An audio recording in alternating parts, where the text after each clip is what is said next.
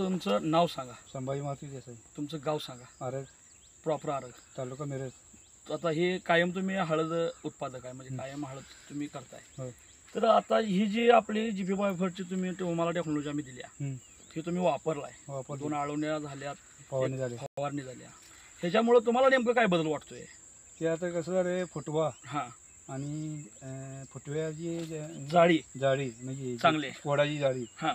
आणि आता फुटवाची जाळी, फुटवा, ती फुटव्याची जाळी.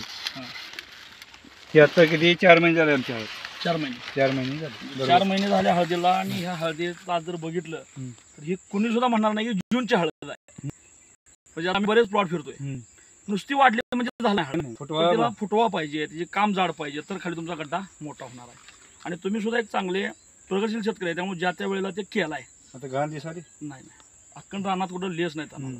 म्हणजेच काय, तुम्ही ज्या त्या वेळेला केलाय, करप्याच्या फवारण्या म्हणा, आम्ही जे काय शेड्यूल तुम्हाला सांगितलंय ते टायमा तुम्ही केलाय. आणि ते करणं महत्वाचं आहे. आणि म्हणून आज हे पीक आपल्याला असं दिसायला लागलंय. नुसतीच टेक्नॉलॉजी दिली म्हणून कुठली गोष्ट होत नाही, तर ते शेतकऱ्यांना सुद्धा वेळेत करणं फार गरजेचं आहे. तुम्ही आज दिला महिन्यात गेलं, शेतकरी काय उपयोग होणार नाही, त्याचा रिझल्ट दिसणार नाही. आणि आज जे समाधान आहे आपल्याला, ते खरं म्हणजे तुम्ही वेळेत केलाय आणि त्याच्यामुळे हे समाधान आहे. म्हणजे तुम्ही एकंदरीत हे टेक्नॉलॉजी वापरून समाधान आहे.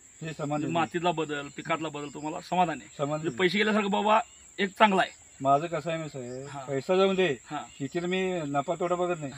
राहणार झालं पीक शेजारी बघून दे, पोहणा पोहणी बघून दे, समाधान वाटलं पाहिजे. आला बाबा चांगलं पीक, ते आपलं पैसे महत्व नाही. बरोबर. आणि आज काय झालं सर, आज जर बघितलं तर लोक फर्टिलायझरच्या मागे लागले, लोक रासायनिकच्या मागे लागले आणि अति रसायन देतात. आणि परत काय होतंय, त्याचा एकदा काय जास्त होतंय जमिनीत, काय माती जास्त आहे माहित नाही, एनपीके समान झाड उचलत नाही. आणि त्याच्यामुळे काय होतंय, करप्याचा अटॅक झाडावर 100% येतोय.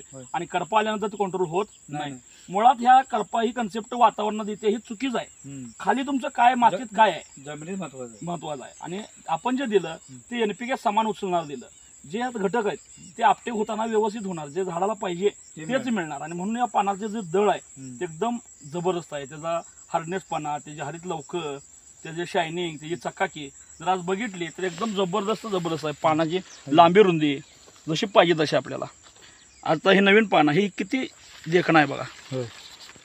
येणारं कोंब म्हणा, त्या खोडाची जाडी म्हणा, असं एकदम आपलातून असा विषय होतोय. हे फक्त ऑर्गॅनिक मॅन्युअरमुळे होते. आणि ऑर्गॅनिक मॅन्युअर फार गरजेचं आहे. पण शेतकऱ्याला अजून ते कळना झालंय. शेतकरी तिकडे आपला वळण झालाय. फर्टिलायझर ठीकभर खर्च करायला काय सांगितलं पवार साहेब, सांगतो पैसे माझे जाऊन द्या. खरं मला माल बी चांगला निघाला पाहिजे, पैसे जाऊन देत किती बी. बरोबर, 100%. नाही तुम्ही नाही माझ्या ओळखीचे, तुम्ही पाहुणा आहे म्हटलं, तुम्हाला धरणार म्हटलं. बरोबर की बरोबर, 100%. म्हणजे याने आधी बोललो तू विचार. म्हणजे मी नर्सरीमध्ये काम केलेलं आहे, काम केलेलं आहे. बरोबर. मी शेतीसाठी वापरतो थोडं. माझ्या आरोग्याला माझी तब्येत पाठ दुखत होतं, ते नॅशनल मोडचा डबा मी 3 डबा खाल्लो. माझी तब्येत पैसे मध्ये दवाने घातलो, काही फरक पडला नाही. त्यानं फरक पडला. म्हणजे ऑर्गॅनिक हे चांगलंच आहे. इथं कुठली कंपनी वाईट आणि कुठली कंपनी चांगली असा काही भाग नाही. फक्त ते टायमात करणं, वेळेदान करून घेणं हे लय गरजेचं आहे. एकंदरीत ही टेक्नॉलॉजी वापरून तुम्ही समाधान आहे. हे समाधान. थँक्यू साहेब, धन्यवाद. खूप छान माहिती सांगितल्याबद्दल तुमचा आभार आहे. आम्हाला सुद्धा तुमचं पीक बघून एकदम असं मन भरून गेलं. आपला ऊस आहे, ही व्यवसाय सगळं आपलं चांगलं पीक तुमचं मस्त पाहिजे. आम्ही टायमात असते, फक्त आमचा जरा पावसामुळे जरा